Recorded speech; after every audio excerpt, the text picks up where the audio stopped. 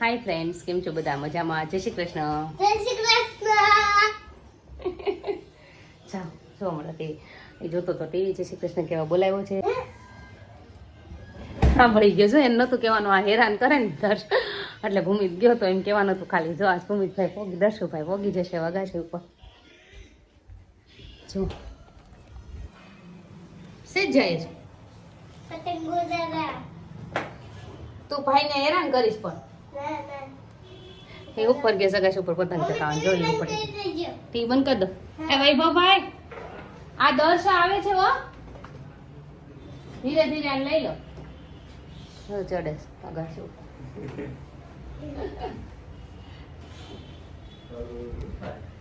અહીંયાથી જાઓ. હું બનાવું છું રસોઈ. મેં લઈ લીધું છે મગનું શાક લઈ લઉં. મારે હે તો મગજ ખાઈએ છે એમ તમને કહું છું, એમ મગનું શાક લઈ લઉં છું હમણાં. અને થોડા ઘણા થેપલા. તમને એક વસ્તુ બતાવવા નથી છે કહેતી હતી હું, એ નહોતું કીધું, મેં કીધું મેં સ્ટોરેજ કરી છે કેરી, બતાવું તમને. બધા નવા આવ્યાના જો જો આમાં બી કેરી જ છે. આ ડબ્બો કેરીનો છે, આ ડબ્બો પણ કેરીનો જ છે. મહેમાન આવે ને તો કંઈ ટેન્શન નહીં. અને આ મસ્ત આપણે ખવાય. છોકરાને બધાને, ભાવેશને બધાને કેરી, જો કે આ બધાને વાલી જોઈએ. અને કેરી એવી વસ્તુ છે કે બધાને ગમે, સિઝન આવે એટલે બધાને ફાવે જ તે. એટલે આ કેરીનો જ રસ છે ને મેં કાઢી લઈ. કંઈક ટ્રાવેલિંગમાં જઈએ ને તો હું આ રસ કાઢી લઉં. અત્યારે કટકી છે, રસ કાઢીને પછી બાટલા ભરીને પાછા એને ફ્રીઝરમાં મૂકી દો, જામી જાય. પછી એને લાંબો ટાઈમ સુધી બપોર આપણે એક ટક સચવાઈ જાય. અને છોકરા ઓલી ફ્રૂટીન માજાની માંગે ને એની જગ્યાએ આ દઈ દઈએ ને એવું કરીએ આઘા જાય ને ત્યારે. પણ હમણાંથી એ નથી કાઢ્યો. તો હવે જો એ કેરીનો રસ ને એવું છે. હજુ ભાવેશને કહું જ છું હાલો શિયાળો બેસી ગયો, પૂરું નહીં થાય તો અમે એ કેરીનો રસ ને એવું કાઢી નાખીએ. એક દિવસ કાઢવું છે ભાવેશ કે થોડાક દિવસ પછી કાઢજે, કાઢી નાખીએ. એટલે એ કેરીની હું વાત તમને કરતી હતી કે એ કેરીને જે આ સ્ટોરેજ કર્યું ને મેં પહેલાં આંબા બતાવ્યા હતા ને એની કરી નાખી. અને પછી ઓલા નાના આંબા છે ને એ પછી સગાવાલાને કોઈને દેવા હોય કે પછી આમ કોઈને આપી દેવાના હોય, હાવ કે આટલામાં ઉધડા એવી રીતે દઈ દે ને વાડીમાં, પછી દઈએ એમ. પહેલાં અમે અમારે સ્ટોરેજનું કાઢી લઈએ. ચાલો કન્ટિન્યુ રહેજો વ્લોગમાં. અને બધાના બહુ સરસ મેસેજ આવે છે, બધાને બહુ કામ કરે છે, ઉપયોગમાં આવે છે, બધાનો વેઇટ લોસ થાય છે. અને કન્ટિન્યુ રહેજો વેઇટ લોસ ઉપર અને થઈ જશે. અને આમનામ રેગ્યુલર રાખજો. ચાલો હું રસોઈ બનાવી નાખું, તમે પણ તમારા કામે લાગી જાઓ. જો ફ્રેન્ડ, અમે બેસી ગયા છીએ જમવા માટે. બપોરનું બની ગયા છે મારા મગનું શાક, મારી ડુંગળી, છોકરા માટે થેપલા. અને મેં બનાવ્યા આજે લીધા છે મગના પાપડ. જો કોઈ કહેતું હતું ને પાછા મળે છે, લાવ્યા છે ભાવેશ ગોતીને. હવે બહુ મોટા છે, લિજ્જતના પાપડ કરતાંય મોટા આવ્યા છે. અને શેક્યા છે, હવે કેવા લાગે કેવા નહીં જોઈએ, હવે ટ્રાય કરીએ છીએ આજે. અમે તો નથી લિજ્જતના અડદના જ ખાધા છે, મગના પાપડ લાવ્યા છે. જો કંપની બીજી છે, હોમમેડ બનાવે છે, કોઈ કંઈ ગૃહ ઉદ્યોગ જેવું ચલાવે છે, ત્યાંથી લઈને આવ્યા તળેટી રોડ ઉપરથી.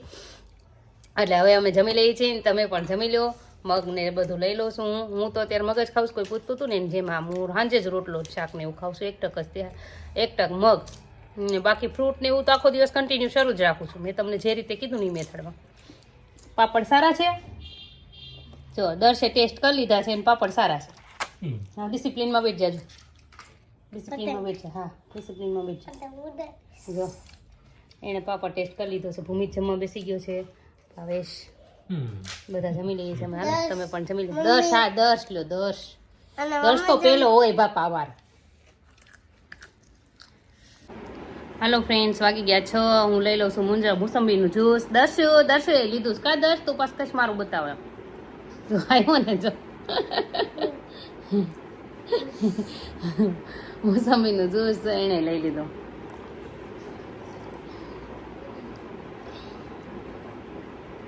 કોઈક જ્યુસમાં પૂછતું હતું તરબૂચનું જ્યુસ ને પાઇનેપલનું કેમ બનાવવાનું, ખાંડ કે પાણી નાખો ને. તરબૂચમાં તો બિલકુલ કાંઈ નથી લાગતા. તમે કટકા નાખો ને બ્લેન્ડર ફેરવો તો એમને તરબૂચનું જ્યુસ તો થઈ જાય. અને પાઇનેપલનું જ્યુસ બહુ પીધું નથી ક્યારે. એમ પાઇનેપલ પીસીસમાં જ ખાધા છે નકરા. અને પાઇનેપલ વધારે ફાયદો કરશે તરબૂચ ને પાઇનેપલ વેઇટ લોસમાં.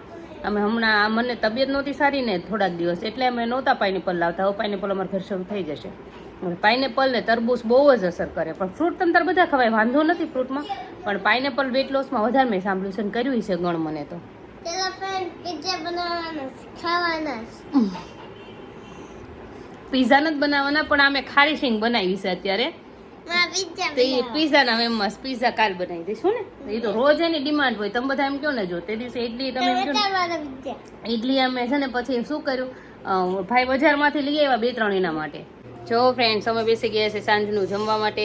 એક બાજુ માઇક્રોવેવમાં બને છે ખારી શીંગ જોડે જોડે, અને જો ઓનિયન, ડુંગળી, આ તો કઢી બનાવી છે સરગવા વાળી, અને રોટલો અને ડુંગળી ને બધું આ ચોળીને ખાઈ લઈએ બધા. કાદર એને થેપલું ખાવાનું. હા, અને બીજા બધાના જે પ્રશ્નના જવાબ છે એ તો દેતી જ જાઉં છું, યાદ આવતા જાય એમ દેતી જાઉં છું.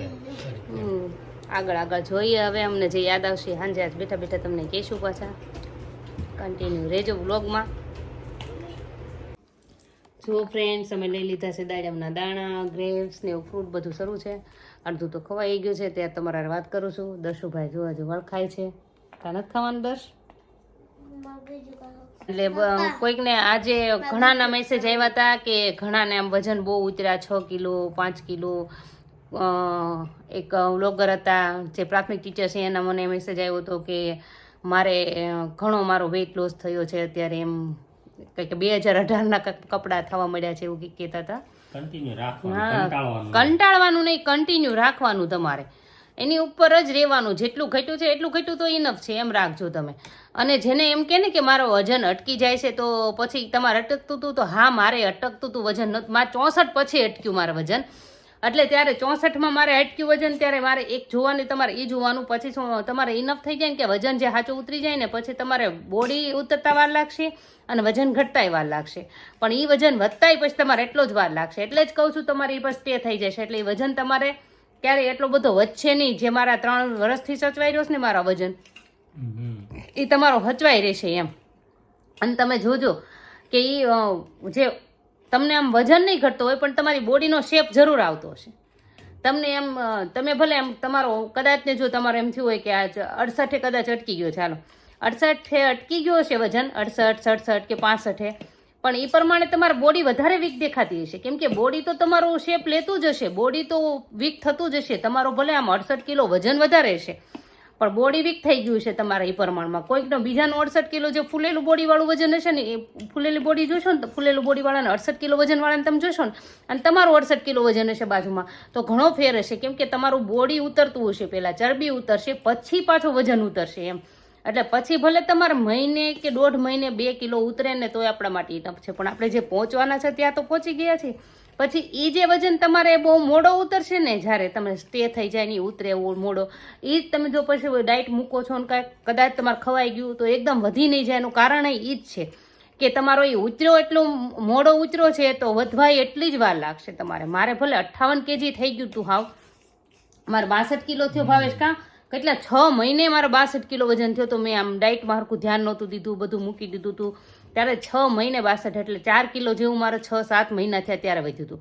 તો મારે અત્યારે તમારે જેમ જલ્દી જે ઉતારે છે ને જલ્દી ઉતરતો હશે ને, જેમ મારે અત્યારે જલ્દી ન ઉતરે, મારે ઉતરતા વાર લાગે. તમારે જોવાનું, ભલે હું 62 પહોંચી, મારે 61 આવતા મારે 15-20 દિવસ વહી જાય.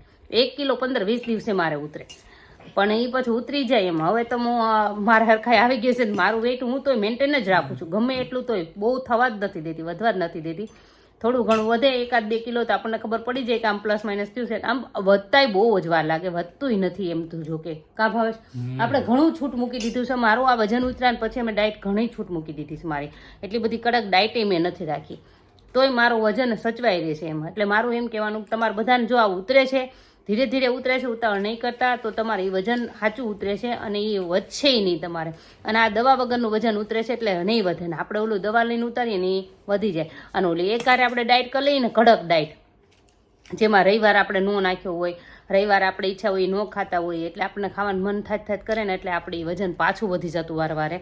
એટલે આ જે ડાયટ પ્લાન છે ને પ્રોપર છે, તમારું વજન વધશે નહીં અને કાયમ માટે સચવાઈ રહેશે. તમે આમનામ નામના આના ઉપર રહેજો, જાળવી રાખજો. આને મૂકતા નહીં, આ ડાયટને મૂકવાની જ નથી, ગમે એમ થઈ જાય. જ્યારે આપણું વજન ત્યાં પહોંચી જાય ને તોય તમને પછી તમને મૂકવાનું મન થશે જ નહીં. તમને એક જાતની આદત જ પડી જશે. આપણો જીવનનો ભાગ બની જશે આ વસ્તુ એક. અને તમે જોઈજો આગળ આપણે કેમ થાય એમ. તમે હજુ આટલા દિવસ કાઢ્યા ને, જેને એટલો વજન ઉતરી ગયો છે ને એને તો આદત પડી ગઈ છે, હું તો એમ કહું છું. કા આદત પડી હા અને એક્સેપ્ટ કરી લીધું છે તમારું બોડી એસેટ કરી નાખ્યું હે અને આદતે પડી ગઈ છે ને તમે આગળ જોજો હવે તમને એ પછી તમે ખાઈએ નહીં શકો રવિવાર આવે ને તોય આપણે એટલું નથી ખાઈ શકતા ડાયટ કરતા હોય તોય એટલે કન્ટિન્યુ રહેજો ડાયટ ઉપરથી હટતા નહીં બિલકુલ અને પાણીથી પેટ ફૂલ નહીં કરતા પાણી ઘૂંટડે તમે 2 લીટર આખા દિવસનું પીવો બાટલો બનાવી લો આપણો બાજુમાં રાખો જ્યુસનો બોટલ લેતો જવાનો પણ આપણે બાજુમાં એ પીતું રહેવાનું જ્યુસ એનર્જી ડ્રિંક તો રાખવાના જ જ્યુસ આખો દિવસ કન્ટિન્યુ રાખવાના જ લાંબો સમય ભૂખ્યું નહીં રહેવાનું. હા લાંબો સમય ભૂખ્યું નહીં રહેવાનું કટકે પી અને ફૂલ પેટે નથી કરવાનું બે વાત આપણે મેન્ટેન ઈ કરવાનું છે તમારે ફૂલ પેટ નથી કરવાનું નથી પાણીથી નથી જ્યુસથી કોઈથી નહીં પાણી નહીં ફૂલ પેટ કરીને ફૂલાવી નહીં દેતા જેમ ઉનાળામાં કેમ આપણને તરસ લાગે ને એકારે આખો ગ્લાસ પી જાય એમને એટલે જ કહું છું બાટલો પાસે રાખશો કટકે પીતા રહેશો તો એકારે તરસ નહીં લાગે એટલે ફૂલ પેટે શેનાથી તમે ન કરતા અને નો આમ કદાચ તે થઈ જાય ને તમે એમ કહો ને કે અમારું વજન થંભી ગયો છે તો એને તમે નહીં મૂકતા હા તમારે થોડું ઘણું તમારી રીતે ફેરફાર કરવો હોય તો કરજો તમારી ડાયટમાં પણ બાકી મૂકતા તો નહીં જ ભલે એ થોડોક મોડો ઉતરશે 1 કિલો પણ એ ઉતરશે જરૂર પણ એ તમારે છે ત્યાં તો તમારે હાચવી રાખવો છે કે વધવા દેવો છે એ તમારે જોવાનું હે ભાવેશ એટલે તમને એમ થશે કે નહીં મારો એટલો તો ઉતર્યો છે ને ત્યાં તો હું રાખું ભલે મારે બીજું ન ઉતરે કાંઈ નહીં તો તમારી એ ઉતરશે જ જરૂર ઉતરશે અને તમને અમારો વિડીયો ગમ્યો હોય તો લાઇક શેર સબસ્ક્રાઇબ જરૂરથી કરજો થેન્ક યુ વેલકમ એપલ ખાઈજો એને જો ભાઈ કીધું મારે બીજું ખાવું તો એને હાટું એપલ આવ્યું